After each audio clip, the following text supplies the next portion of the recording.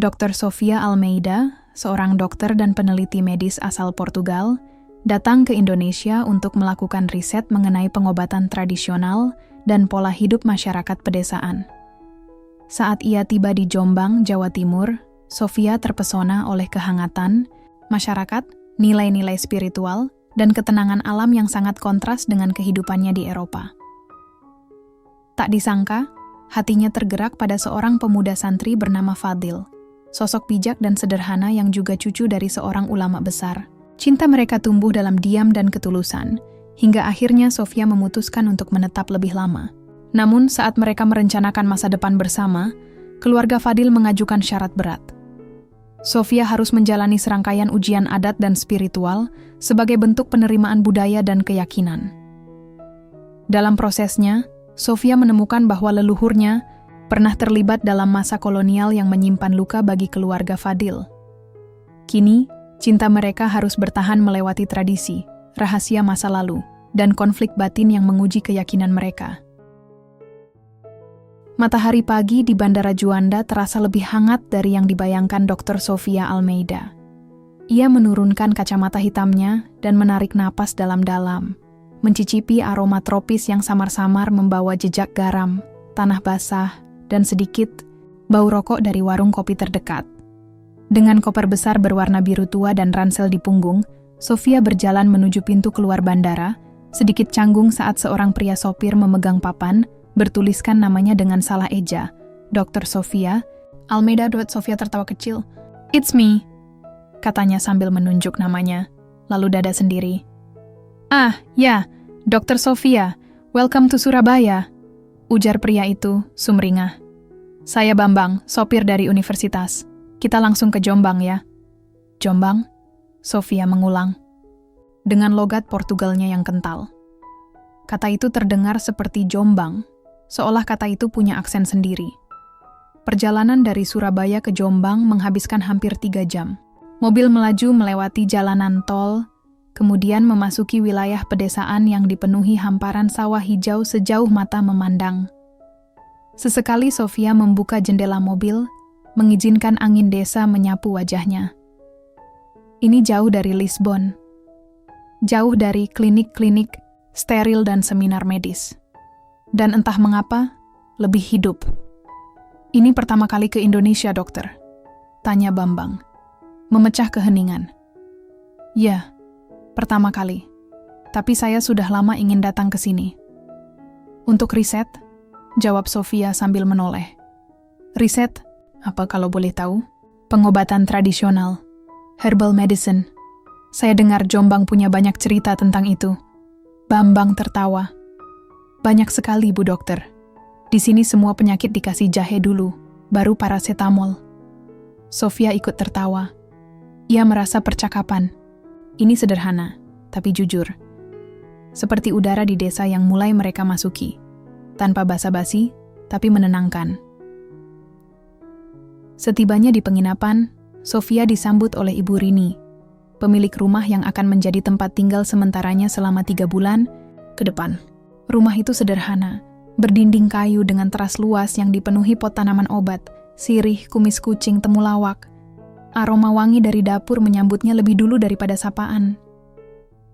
"Ibu Sofia ya? Waduh, cantik banget kayak artis Korea," ujar Ibu Rini sambil tertawa renyah. Sofia tersenyum malu. "Saya dari Portugal, Bu." "Portugal? Wah, jauh ya. Tapi wajahnya itu, adem lihatnya." Malam pertama di Jombang terasa asing. Suara jangkrik bersahutan dengan suara azan dari kejauhan. Di luar jendela, Sofia melihat langit malam yang lebih gelap dari biasanya, tapi dihiasi bintang yang lebih banyak dari yang bisa ia lihat di kota. Ia duduk di meja kecil, membuka laptop, dan menuliskan catatan pertamanya. Catatan hari pertama, Jombang, Indonesia. Ini bukan Lisbon, tapi sesuatu di tempat ini membuatku ingin tinggal lebih lama. Masyarakatnya hangat. Bahasa mereka terdengar seperti nyanyian cepat yang aku belum pahami, tapi aku suka. Besok aku akan mulai mengunjungi klinik tradisional. Aku juga dengar ada pesantren besar di dekat sini. Oh, dan pasar. Aku harus mencoba pasar tradisional yang Ibu Rini ceritakan. PS. harus belajar bahasa Indonesia. Cepat. Keesokan paginya Sofia pergi ke pasar tradisional dengan ditemani oleh Ibu Rini. Di sanalah ia pertama kali melihat Fadil. Bukan dalam suasana dramatis, tidak seperti film romantis yang penuh angin dan musik latar. Justru sebaliknya, Sofia hampir tersandung keranjang bambu yang dijatuhkan seorang ibu tua. Ketika ia mencoba membantu, seorang pemuda bersarung dan berkemeja koko dengan peci hitam membantu lebih dulu. Wajahnya tenang, bersih, dan ada sesuatu dalam tatapan matanya yang membuat Sofia seketika terdiam. "Maaf ibu, ini punya panjenengan?" tanya Fadil kepada ibu tua itu. Sofia hanya menatap, tidak mengerti. Fadil menoleh ke arah Sofia, lalu mengangguk sopan. "Maaf, ibu, ini tidak sengaja. Tapi tidak apa-apa, sudah saya bantu." Sofia mengangguk. "Terima kasih. Kamu bisa bahasa Inggris?" "Sedikit," jawab Fadil. "Nama saya Fadil." "Sofia," katanya sambil menjabat tangan Fadil. Agak kaku tapi tulus. Ibu Rini yang melihat dari kejauhan, langsung mendekat dengan senyum penuh arti. "Wah, sudah kenalan ya? Itu Fadil, santri dari pesantren besar di sini. Pintar, sopan, belum nikah." Sofia hanya tertawa. Ia belum tahu bahwa pertemuan sederhana ini akan membawa perubahan besar dalam hidupnya. Bahwa di balik wajah tenang Fadil, ada sejarah panjang yang tak hanya menyentuh tanah tempatnya berpijak, tapi juga mengakar pada darah dan masa lalunya sendiri. Untuk saat ini, Sofia hanya tahu satu hal. Ia tidak sendirian di tanah asing ini. Hari-hari pertama Sofia di Jombang cepat berlalu seperti angin sore yang membawa bau tanah basah. Setiap pagi, suara ayam berkokok dan azan subuh membangunkannya. Kalau di Portugal dia terbiasa dengan suara dering jam digital, di sini dia harus menyesuaikan diri dengan irama yang lebih alami. Dan ternyata, itu tidak buruk sama sekali. Sejak pertemuan pertamanya dengan Fadil di pasar, Sofia mulai sering bertemu pemuda itu. Entah kebetulan, atau memang takdir pelan-pelan bermain perannya. Kadang Fadil datang membantu menerjemahkan saat Sofia berbincang dengan warga, atau sekadar mengantar Sofia ke rumah-rumah tabib lokal yang menjadi sumber risetnya. Fadil tidak banyak bicara, tapi kata-katanya selalu terasa tepat, tidak berlebihan, dan anehnya menghangatkan. "Ini namanya daun sambiloto," kata seorang tabib tua bernama Nyai Warti, sambil menunjukkan tanaman yang tumbuh di belakang rumahnya. Daunnya kecil dan kelihatan pahit hanya dari bentuknya. "Bisa untuk apa?" tanya Sofia sambil mencatat. "Buat turunkan panas, bersihkan darah." "Tapi pahitnya minta ampun," jawab Nyai Warti sambil terkekeh. "Kalau kamu bisa minum ini tiap hari, berarti hatimu juga kuat." Sofia tertawa. "Saya coba, Bu." Sambil menyeruput teh jahe buatan Nyai Warti, Sofia memperhatikan suasana rumah yang sederhana tapi penuh kehidupan. Dindingnya dari kayu tua, dipenuhi foto hitam putih dan ayat-ayat Al-Quran yang dibingkai rapi. Di salah satu sudut, Fadil duduk bersila, sambil membaca buku kuno berbahasa Arab. "Dia cucu dari Kiai Hashim," bisik Nyai Warti tiba-tiba. Mata tuanya melirik Fadil sebentar. "Ulama besar di pesantren Nurul Huda. Fadil itu anak baik, tapi hatinya kayak sumur dalam. Diam, tapi dalam." Sofia hanya tersenyum, pura-pura tidak mengerti arah pembicaraan itu. Namun diam-diam, hatinya mengiyakan. Ada sesuatu pada Fadil yang tidak bisa dijelaskan dengan logika medis, yang selama ini ia percaya. Dan itu membuat Sofia takut dan tertarik pada saat yang bersamaan. Suatu sore, saat hujan turun tipis dan angin membawa wangi daun basah, Fadil dan Sofia berjalan kaki pulang dari rumah Nyai Warti. "Kamu suka tinggal di sini?" tanya Fadil sambil menatap jalanan tanah yang basah oleh gerimis. "Suka, tapi kadang juga rindu rumah," jawab Sofia pelan. "Tapi di sini semuanya terasa damai, orang-orangnya tulus." Fadil mengangguk. Jombang memang begitu. Kecil, tapi punya hati yang besar. Sofia menatap pemuda itu sejenak. "Kamu selalu bicara seperti puisi." Fadil tersenyum kecil. "Mungkin karena aku tumbuh di pesantren. Di sana kata-kata punya nilai. Diam. Hening menyelinap di antara suara rintik hujan. Sofia ingin bicara sesuatu tapi tidak tahu apa. Jadi ia memilih diam, menikmati saat itu. Mereka berdua berjalan di jalan kecil yang sepi, dibalut hujan dan sunyi yang justru membuatnya merasa ditemani. Beberapa hari kemudian, Sofia memutuskan untuk mengunjungi pesantren tempat Fadil belajar dan mengajar. Pesantren Nurul Huda berdiri kokoh di tengah-tengah sawah. Bangunannya sederhana namun penuh semangat. Anak-anak kecil dengan peci putih berlarian di halaman, sementara santri-santri remaja duduk melingkar membaca kitab. Fadil menyambutnya dengan senyum tenang. "Kamu yakin mau masuk ke sini?" Sofia mengangguk. "Aku di sini untuk belajar, bukan cuma soal herbal, tapi juga tentang hidup orang-orang di sini." Fadil tersenyum lagi. "Kalau begitu, mari kita mulai." Hari itu, Sofia melihat dunia yang selama ini hanya ia baca di artikel dan laporan antropologi.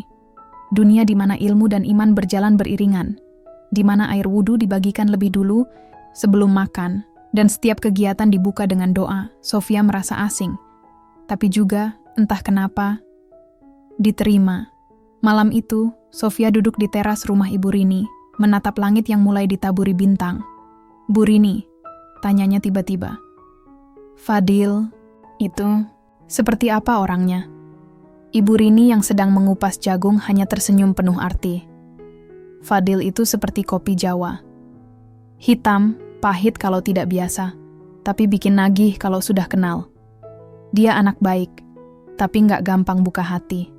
Sofia menggigit bibir bawahnya, menahan senyum. "Saya tidak tanya tentang hatinya, Bu." "Lah, kalau bukan soal hati, kenapa mukanya jadi merah?" Sofia tertawa malu dan menutupi wajahnya dengan tangan. Malam itu, ia tidur dengan jantung yang berdetak lebih cepat dari biasanya. Ia tak tahu apakah ini sekadar kagum atau sesuatu yang lebih dalam. Tapi yang jelas, setiap langkahnya di tanah Jombang mulai mengubah arah hatinya, dan ia tidak bisa atau tidak mau menghindar. Minggu pagi datang dengan suara ayam bersautan dan aroma tempe goreng dari dapur Ibu Rini. Di sudut teras, Dr. Sofia duduk di meja kayu kecil, ditemani secangkir teh hangat dan laptop yang sudah mulai berdebu karena lebih sering disimpan daripada dipakai. Hari itu, Sofia memutuskan menulis surat elektronik untuk ibunya di Portugal. Bukan sekadar update formal soal riset, tapi sesuatu yang lebih personal. Ada terlalu banyak yang ingin ia ceritakan. Tentang Jombang, tentang orang-orangnya, tentang rasa yang perlahan tumbuh di hatinya. Ia membuka email, mengetik dengan pelan, untuk Ibu, dari Jombang, Jawa Timur. "Ibu, mungkin ini surat terpanjang yang pernah kutulis, tapi tidak cukup panjang untuk menggambarkan semuanya. Jombang adalah desa kecil di Indonesia yang tidak akan Ibu temukan di brosur wisata. Tapi tempat ini luar biasa. Rasanya seperti kembali ke masa di mana waktu berjalan lambat, di mana orang-orang saling menyapa bahkan sebelum tahu nama. Aku tinggal di rumah seorang wanita luar biasa, namanya Ibu Rini. Ia menganggapku seperti anak sendiri. Makanan di sini unik, pedas, tapi hangat. Seperti cara mereka memperlakukan tamu. Aku mulai menyukai teh jahe, meskipun masih belum bisa berdamai dengan sambal. Aku juga mulai belajar banyak tentang pengobatan tradisional dari para tabib desa. Mereka menggunakan tanaman yang bahkan belum pernah kusebutkan dalam jurnal medis manapun. Tapi mereka percaya, seperti halnya mereka percaya pada doa, bahwa penyembuhan datang bukan hanya dari tubuh, tapi juga dari hati. Dan, Ibu, aku bertemu seseorang. Namanya Fadil. Dia bukan dokter, bukan ilmuwan. Tapi kata-katanya, tindakannya, mengajarkanku banyak hal tentang hidup. Ia santri di sebuah pesantren besar. Dia tenang, cerdas, dan sangat menghormati tradisi. Dia memperlakukan orang seperti sedang berdoa, penuh hormat, tidak terburu-buru. Aku tidak tahu apakah ini cinta, Ibu. Tapi jika ya, ini cinta yang datang perlahan, tanpa janji manis, tanpa pelukan, hanya dengan tatapan yang membuatku merasa cukup, meski tanpa kata. Aku tahu ini akan terdengar gila, tapi untuk pertama kalinya dalam hidupku, aku merasa damai. Peluk aku lewat doa ya Ibu. Doa-doa Ibu selalu jadi tempatku kembali. Putrimu, Sofia, membaca ulang surat itu, menahan napas sebentar sebelum menekan tombol kirim. Setelah itu, ia hanya duduk diam, menatap sawah di kejauhan yang bergoyang pelan ditiup angin. Beberapa hari kemudian, Sofia kembali berkunjung ke pesantren. Kali ini untuk melakukan wawancara dengan salah satu ustadz senior mengenai penggunaan tanaman herbal dalam pengobatan tradisional pesantren. Fadil menemaninya seperti biasa. Kamu selalu punya pertanyaan yang berbeda, ujar Ustadz Jamil, salah satu pengajar, sambil tertawa. Santri di sini cuma tanya, Ustadz, boleh nggak pakai daun ini buat luka?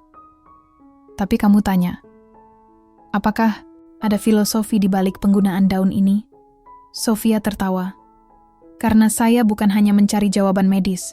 Saya ingin tahu hubungan manusia dengan alam, dengan keyakinannya. Fadil menatapnya diam-diam.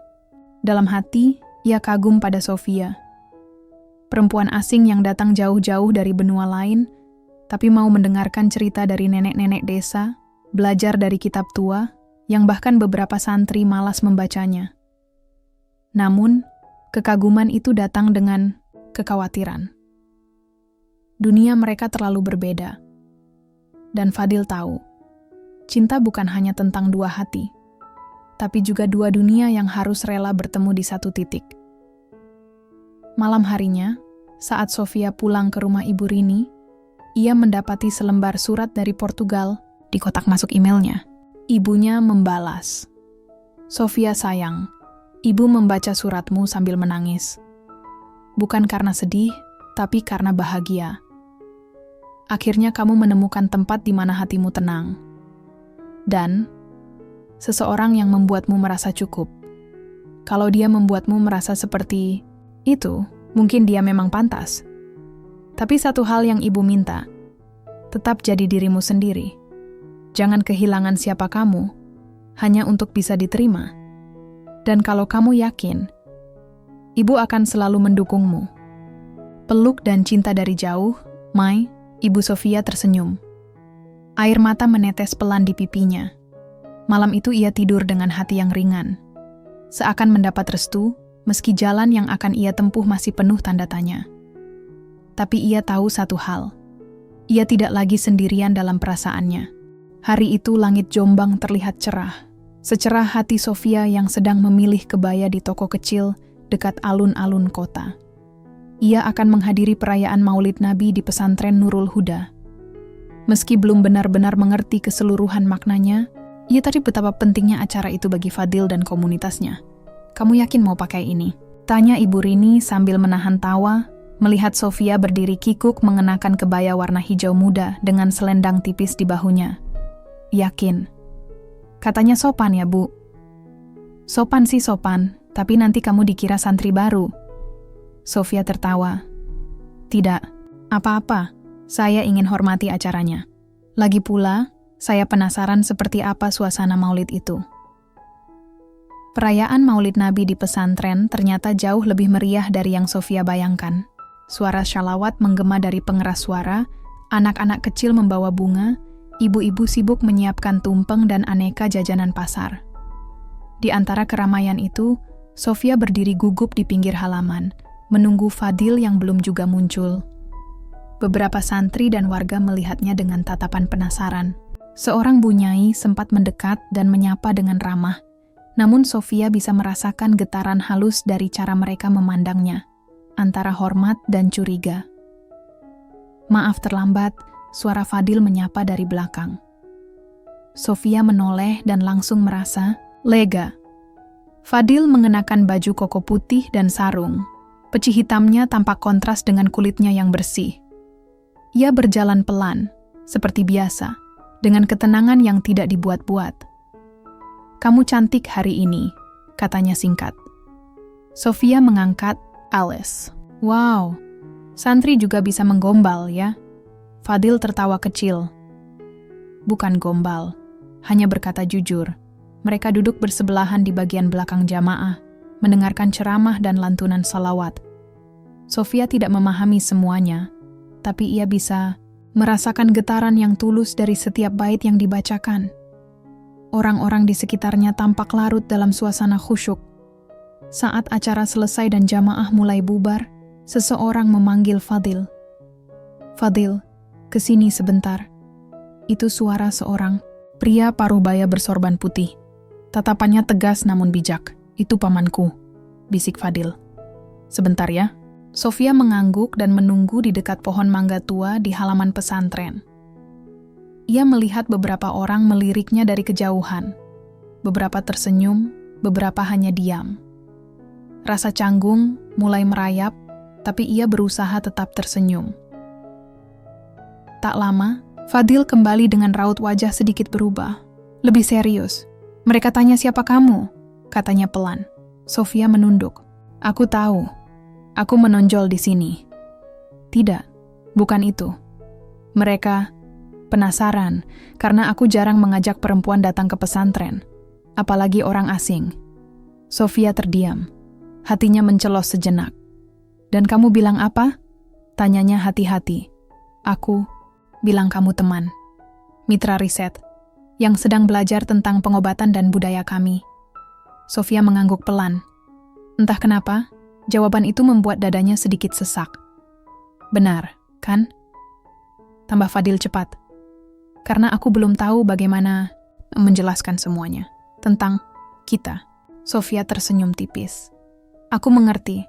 Ini bukan tempat yang mudah untuk menjelaskan sesuatu yang rumit." Mereka berjalan pulang berdua, kali ini tidak banyak bicara. Hanya suara langkah kaki mereka di jalanan tanah yang basah oleh embun sore. Beberapa hari kemudian Sofia memutuskan berbicara terus terang dengan Fadil di teras rumah Ibu Rini. "Aku tidak ingin jadi rahasia, Fadil," katanya pelan. "Kalau memang kamu merasa sesuatu, katakan. Tapi kalau tidak, aku tidak mau menggantungkan harapan." Fadil menatapnya, lama, dalam, lalu menjawab dengan suara yang hampir seperti bisikan. "Aku merasa. Sangat. Tapi aku juga takut. Dunia kita berbeda." Sofia menarik napas dalam. "Aku tahu, tapi dunia itu bisa dijembatani kalau kita mau bertemu di tengah." Fadil mengangguk. "Aku ingin bertemu di tengah, tapi di tengah kita ada tradisi, ada keluarga, ada hal-hal yang tidak bisa aku abaikan." Sofia menatapnya lama.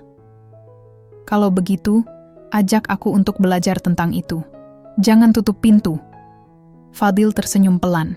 Untuk pertama kalinya malam itu. "Kamu mau belajar, benar-benar belajar tentang budaya kami? Tentang cara hidup kami? Kalau itu artinya bisa berjalan bersamamu?" Ya. Malam itu mereka tidak bicara cinta. Tidak ada pelukan. Tidak ada janji manis. Tapi dari sorot mata mereka, dari keheningan yang nyaman di antara kalimat, keduanya tahu cinta sudah tumbuh. Diam-diam, perlahan, tapi nyata, dan besok segalanya akan berubah. Suara azan maghrib menggema dari masjid kecil di seberang jalan. Sofia duduk di beranda rumah Ibu Rini dengan secangkir teh jahe yang mengepul pelan di tangannya. Hari itu terasa panjang. Bukan karena banyak aktivitas, tapi karena hatinya mulai gelisah oleh hal-hal yang tidak bisa ia definisikan dengan jelas. Sudah lebih dari sebulan ia tinggal di Jombang. Awalnya hanya ingin riset soal tanaman obat, tapi kini ia mulai tenggelam dalam sesuatu yang jauh lebih dalam daripada jurnal ilmiah, budaya, nilai hidup, dan seseorang bernama Fadil. Pintu pagar kecil berderit pelan. Fadil muncul di baliknya dengan sarung dan kemeja sederhana, membawa sekantong plastik berisi buku dan seikat daun kering. "Saya ambilkan ini dari perpustakaan pesantren," katanya, menyodorkan buku-buku tua tentang pengobatan Islam. "Juga daun pegagan, katanya bagus buat otak, biar kamu tetap waras mikirin semua ini." Sofia tertawa kecil, menerima semuanya dengan senyum hangat. "Terima kasih, tapi mungkin aku perlu lebih dari daun untuk itu." Mereka duduk berdampingan di beranda. Senyap. Sesaat, hanya suara jangkrik dan sesekali motor lewat. "Aku mau tanya sesuatu," kata Sofia pelan. "Apa yang sebenarnya kamu rasakan?" tentang aku. Fadil menoleh, matanya ragu sejenak, tapi tidak menghindar. Awalnya, kamu hanya tamu, peneliti dari luar negeri. Aku pikir kamu akan tinggal sebentar, ambil data, lalu pergi. Tapi hari demi hari aku mulai ingin kamu tetap di sini. Tanpa alasan yang jelas. Aku merasa damai kalau ada kamu. Sofia menunduk, senyum kecil muncul di wajahnya. Aku juga, tapi aku takut. Takut kenapa? Takut aku jatuh cinta pada hidup yang tidak akan pernah menerimaku sepenuhnya. Fadil diam. Kata-kata itu menusuk. Bukan karena tidak benar, tapi karena sangat benar. Aku tidak pernah menyangka akan jatuh cinta pada seseorang yang hidupnya begitu jauh dari dunia yang aku kenal, lanjut Sofia. Dan lebih jauh lagi dari dunia yang mungkin akan menerima aku sebagai bagian darinya. Fadil menatap langit malam yang penuh bintang. Kalau kamu ingin tetap bersamaku, ada satu hal yang harus kamu tahu, katanya akhirnya. Keluargaku sangat menjunjung tradisi. Bukan hanya karena mereka konservatif, tapi karena tradisi adalah warisan, kehormatan. Sofia menarik napas dalam. Apakah itu artinya aku harus menjadi seperti kalian? Fadil menatapnya lagi. Bukan menjadi seperti kami, tapi memahami kami. Karena cinta saja tidak cukup jika tidak ada rasa saling mengerti. Dan kalau aku bersedia belajar, kamu harus siap menghadapi ujian yang berat. Bukan hanya belajar budaya, tapi kamu mungkin juga akan diuji soal keyakinanmu, asal-usulmu. Karena keluargaku tidak akan menerima siapapun tanpa itu. Sofia menelan ludah. Hatinya mulai terasa panas. Apakah kamu pun tidak akan menerimaku jika aku tidak bisa melalui itu semua? Fadil tidak langsung menjawab. Wajahnya menyiratkan pertempuran batin yang rumit. Aku ingin menerima kamu. Tapi aku juga anak dari pesantren ini. Aku tidak hidup untuk diriku sendiri. Aku membawa nama keluarga, nama pesantren. Ini bukan tentang aku menolakmu, tapi tentang kita bertarung bersama untuk diterima. Sofia berdiri, melangkah ke tepi halaman. Hatinya terasa berat. Cinta yang tulus di awal kini terasa seperti medan ujian. Kalau begitu, katanya akhirnya, menoleh, ajarkan aku. Jangan biarkan aku berjalan sendirian. Keesokan harinya Sofia memulai babak baru. Fadil memperkenalkannya kepada beberapa ustaz dan tokoh masyarakat yang lebih konservatif. Beberapa menyambutnya dengan senyum formal. Yang lain hanya mengangguk, lalu berlalu. Saya akan membantu kamu belajar bahasa Arab dasar, membaca ayat-ayat, penting, dan memahami nilai-nilai Islam, kata Fadil. Tapi itu baru permulaan. Di kemudian hari, kamu harus bersedia tinggal di pesantren, mengikuti rutinitas kami. Sofia mengangguk. Berapa lama? 40 hari. Itu tradisi. Sofia tersenyum tipis. Seperti ujian spiritual? Ya, seperti puasa untuk hati. Jika kamu bisa melewatinya, mungkin keluargaku akan melihat kamu lebih dari sekadar orang asing. Malam itu, Sofia menulis jurnalnya lagi. Catatan hari ke-34. Jombang hari ini aku memutuskan untuk tidak lagi sekadar menjadi pengamat. Aku akan masuk ke dunia mereka, bukan untuk mengubah siapa aku, tapi untuk memahami mereka dari dalam. Aku tidak tahu apakah cinta bisa mengalahkan semuanya. Tapi, aku tahu cinta seharusnya memberi kekuatan, bukan membuat kita menyerah. 40 hari. Dan aku siap. Hari pertama tinggal di pesantren dimulai dengan suara azan subuh yang menggema nyaring. Sofia bangun dalam keadaan linglung. Kamar barunya kecil, beralas tikar pandan, dengan dinding kayu tipis yang membuat setiap suara dari luar terasa begitu dekat. Tidak ada air hangat, tidak ada kopi pagi. Hanya dirinya, segelas air putih, dan lembaran jadwal harian santri yang digantung di pintu. Sunte ompatu tiki gopulu, Qiyamul Lail 05 Wanano, Shalat Subuh 05 Tukulu, Ngaji Kitab 07 Nonolo, Bersih-bersih dan sarapan 008 Nonolo, Kegiatan belajar dan seterusnya. Aku sedang apa di sini? Gumam Sofia pada diri sendiri dalam bahasa Portugis. menatap wajahnya sendiri di cermin kecil. Rambutnya ia kepang seadanya, matanya masih menyisakan kantuk. Tapi hatinya sudah penuh keraguan sejak semalam. Hari itu berjalan lambat. Ia mencoba mengikuti pelajaran bahasa Arab dasar, duduk di antara anak-anak perempuan usia belasan yang menatapnya dengan rasa ingin tahu. Ustazah yang mengajar ramah, tapi formal, seolah-olah Sofia adalah tamu kehormatan, tapi juga orang asing yang harus diamati. Saat waktu istirahat tiba, ia duduk sendiri di pojok teras. Tak lama kemudian, Fadil datang dengan senyum menenangkan. "Kamu baik-baik saja?" tanyanya pelan. "Kalau definisi baik adalah tidak menangis saat makan nasi dingin." "Ya, aku baik-baik saja," jawab Sofia setengah bercanda, setengah jujur. Fadil duduk di sebelahnya, memandangi santri-santri yang berlalu lalang. "Ini baru permulaan, Sofia. Belajar hidup di sini bukan soal bisa atau tidak, tapi soal mau atau tidak." Sofia mengangguk, menatap langit yang mulai mendung. "Aku ingin, tapi kenapa rasanya kamu menjauh?" Fadil terdiam, lalu ia menjawab dengan nada pelan. "Karena aku takut jika aku terlalu dekat, kamu akan merasa dipaksa. Aku ingin kamu melakukan ini dengan keinginanmu sendiri, bukan karena aku." Sofia menatapnya, kecewa. "Tapi kamu tidak sendiri dalam ini, Fadil. Kita ada 2 orang di sini. Jangan biarkan aku menanggung semuanya sendirian." Sebelum Fadil sempat menjawab, panggilan dari pesantren terdengar. Ia harus kembali mengajar. Beberapa hari berlalu. Sofia mulai memahami rutinitas. Ia bisa membaca huruf Arab gundul dengan terbata, memahami beberapa ayat sederhana, dan bahkan belajar mengenakan mukena dengan benar. Namun, tekanan dari lingkungan mulai terasa. Suatu malam, saat Sofia membersihkan dapur bersama santri lain, 2 dari mereka bergosip pelan. "Kamu percaya nggak sih katanya bule itu jatuh cinta sama Fadil?" Wah, bisa jadi. Tapi Fadil itu keturunan kiai besar.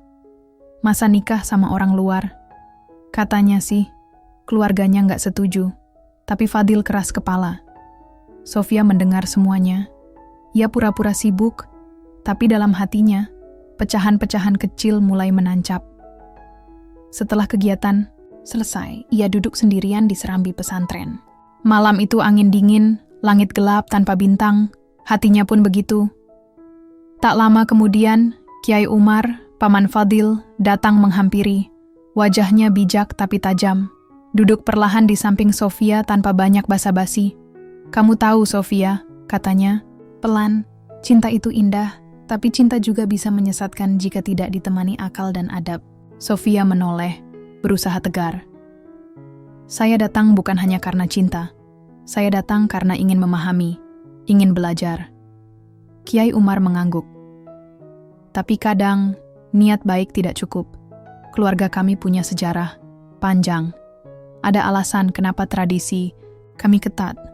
Dan ada alasan kenapa kami berhati-hati pada orang asing." Sofia diam. Kiai Umar melanjutkan. "Tahukah kamu bahwa nenek buyutmu pernah tinggal di tanah ini? Seorang perempuan Eropa yang dulu datang sebagai bagian dari penjajah, lalu menikah dengan lelaki pribumi, lalu pergi meninggalkan jejak luka." Sofia menatapnya, kaget. "Maaf, maksud Anda?" Kiai Umar menyerahkan secarik foto tua. Di dalamnya, tampak seorang perempuan kulit terang berdiri di samping seorang lelaki Jawa berpakaian kolonial. Di belakangnya tertulis, Amelia Rodriguez, 1932. Namanya Amelia. Dia adalah nenek dari ayahmu. Dan dulu, dia bagian dari sejarah yang kami simpan rapat. Karena hubungannya dengan salah satu pendiri pesantren ini. Kami tidak ingin masa lalu itu terulang. Sofia menatap foto itu, tangannya bergetar. Dunia seakan berhenti. Ia tidak tahu apa yang lebih mengguncangnya. Kenyataan bahwa darahnya terhubung dengan tanah ini lebih dalam dari yang ia duga. Atau bahwa cinta yang ia pikir murni ternyata dibayangi sejarah yang gelap. Malam itu, Sofia kembali ke kamarnya, menulis jurnal dengan tangan gemetar. Catatan hari ke-39, Pesantren Nurul Huda. Aku pikir aku datang sebagai orang asing. Tapi ternyata, Darahku pun meninggalkan luka di tanah ini. Cinta yang kupikir sederhana, ternyata tidak hanya milik kami. Ada warisan, ada sejarah, ada rasa takut yang turun-temurun. Tapi, bukankah cinta juga bisa menyembuhkan luka lama?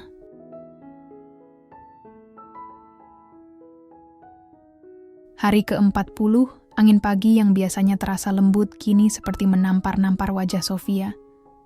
Di atas sajadah, ia duduk diam, menatap Al-Quran kecil yang sudah mulai ia kenali huruf-hurufnya, meski belum bisa benar-benar membacanya lancar. Tapi pagi itu, hatinya sama sekali tidak tenang. 40 hari ia jalani dengan tekad, dengan air mata yang hanya Tuhan dan bantalnya yang tahu. Dari asing, ia mencoba menjadi akrab. Dari kagum, ia mencoba untuk mengerti. Tapi semuanya seolah tak cukup ketika sejarah mengendap begitu dalam di benak orang-orang. Dan yang paling menyakitkan, sejarah itu ada di dalam darahnya sendiri. Hari sebelumnya, setelah Kiai Umar mengungkap masa lalu tentang Amelia Rodriguez, nenek buyutnya, Sofia pulang ke rumah Ibu Rini dalam diam. Ia tidak bicara banyak, tidak membuka laptopnya, dan untuk pertama kalinya, ia tidak menulis jurnal malamnya. Ia hanya menangis dalam diam. Bukan karena malu, tapi karena untuk pertama kalinya, ia merasa benar-benar sendirian di negeri yang mulai ia cintai. Pagi ini, Fadil datang. Dengan wajah khawatir, ia menatap Sofia yang duduk di bangku kayu belakang rumah, mengenakan mukena yang masih belum rapi benar. "Sofia, kamu tidak datang ke pelajaran subuh," katanya hati-hati. Sofia menatapnya. Mata yang biasanya hangat kini keruh. "Aku tahu semuanya, Fadil." Fadil terdiam. "Kau tahu?" Sofia mengangkat kening, nada suaranya tegas. "Tentang Amelia, tentang hubungan masa lalu keluargaku dan keluargamu." Fadil menunduk. "Aku tahu, tapi aku tidak pernah mengira itu akan mengubah segalanya." Sofia tertawa pendek, pahit. "Bagaimana tidak mengubah? Mereka menyimpan cerita itu seperti luka. Dan kini, aku dianggap bayangan dari luka itu." "Sofia, tidak semua orang melihatmu seperti itu. Aku tidak melihatmu seperti itu. Tapi keluargamu melihatku seperti itu." Fadil mendekat, menunduk di hadapannya. "Dengar, dulu aku pikir cinta adalah tentang keberanian kita. Tapi ternyata, cinta juga soal keberanian untuk menghadapi masa lalu, bahkan jika kita tidak pernah memintanya." Sofia menatap mata Fadil. "Lalu apa sekarang? Apa kamu masih ingin kita bersama? Atau kamu juga mulai meragukan segalanya?" "Aku tidak pernah ragu mencintaimu. Tapi aku takut kamu akan hancur jika terus tinggal di dunia yang keras padamu. Kamu tahu apa yang lebih menyakitkan dari ditolak keluargamu?" Sofia berkata pelan, suaranya bergetar.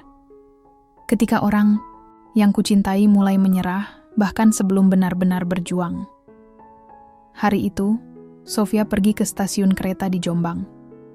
Ia berdiri lama di depan papan jadwal keberangkatan. Tiket ke Surabaya, 1 langkah menuju penerbangan pulang. Fadil tidak datang. Ia duduk sendirian di bangku kayu, mengenakan sweater tipis. Rambutnya ia biarkan tergerai, tidak peduli lagi pada aturan panjang mukena atau rapi rambut santri. Ia hanya ingin menjadi dirinya, Sofia. Dokter, perempuan, pecinta yang terluka. Seorang bapak tua duduk di sebelahnya. "Mau pergi, Mbak?" Sofia mengangguk pelan. "Mungkin." "Kalau mungkin, berarti belum pasti," jawab si bapak sambil tersenyum. "Saya pernah dengar satu nasihat. Kalau kamu ragu, jangan pergi. Tapi kalau hatimu sakit, jangan tinggal." Sofia menoleh. "Lalu bagaimana caranya tahu mana yang harus dipilih? Lihat yang membuatmu lebih takut. Kehilangan orang yang kamu cintai, atau kehilangan dirimu sendiri." Sofia tertunduk. Kereta tiba. Orang-orang mulai masuk. Suara peluit bersahutan. Sofia berdiri, melangkah ke arah peron. Lalu berhenti. Ia menoleh ke langit. Langit Jombang yang cerah tapi dingin. Di ujung keramaian, ia melihat sosok berjubah putih. Fadil, berjalan cepat, tanpa kata-kata. Matanya mencari-cari. Sofia ingin lari, ingin memeluk, tapi juga ingin marah. Terlalu banyak emosi di dadanya, hingga semuanya jadi tumpah dalam satu isakan kecil. Fadil berhenti beberapa langkah darinya. "Aku terlambat," katanya. "Tapi aku sadar, jika aku kehilangan kamu karena diamku, aku akan menyesal seumur hidup." Sofia menahan napas. "Lalu apa? Kita melawan sejarah? Keluargamu? Pesantren?" "Kita tidak melawan. Kita menyembuhkan. Kita buktikan bahwa cinta tidak selalu harus menghapus masa lalu, tapi bisa menenun ulang maknanya." Mereka saling menatap, kereta mulai berjalan, tapi Sofia tetap diam. "Kalau kamu tinggal," lanjut Fadil, suaranya lebih pelan, "kita hadapi ini bersama. Tapi aku, janji kamu tidak akan lagi berjalan sendirian." Kereta berlalu. Sofia tidak naik, ia memeluk Fadil. Pelan, ragu, tapi pasti.